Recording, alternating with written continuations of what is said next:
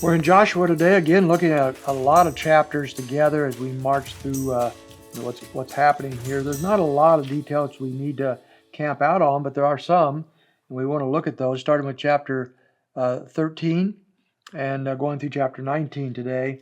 As we go into this section here, it would seem, going back to chapter 12, having conquered 31 nations, that the job for conquering these lands apparently is about over, but it's not, as we'll see. When we get to chapter 13, the territory is now conquered well enough that the territory is now being divided up among the tribes of Israel, and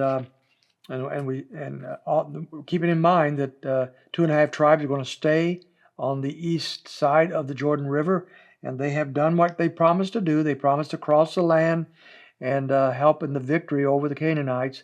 And then when they were done, they were allowed to go back to their land, which they were going to possess on the east side of the river.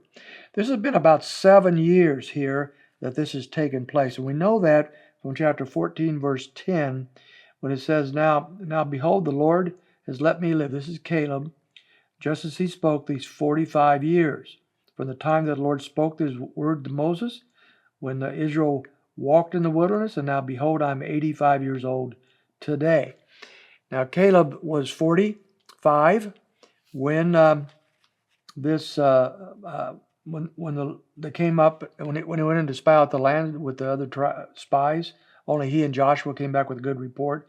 He's 85 now, so that's 40 years that he's been in the land now. And so, but there was a 38-year period of wandering that is here. So we put all that together, we find that that they've been in the land about 7 years, approximately. So they've conquered all these lands in those 7 years. Territories being divided up among the nations, and there's some side issues or side stories that I find kind of interesting here as we go through it. By the way, as we look at this, we're going to find over and over, starting now with chapter 13, verse 13, that the tribes, as they begin to mop up the nations that are still in their territories, do not complete the task. And that's going to become a major problem going forward. We'll see that mainly in the book of Judges.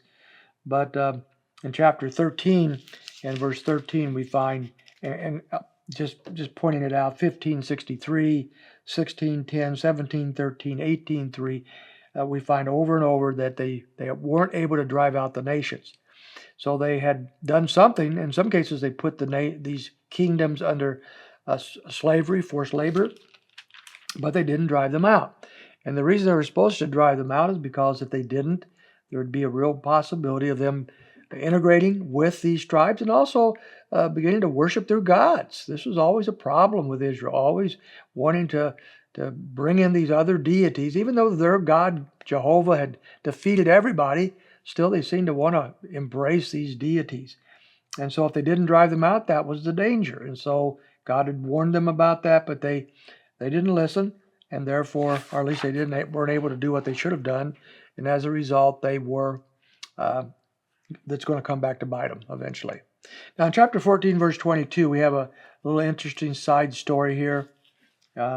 In that Balaam, remember Balaam and his donkey, and Balaam's deception, his attempt to prophesy against Israel.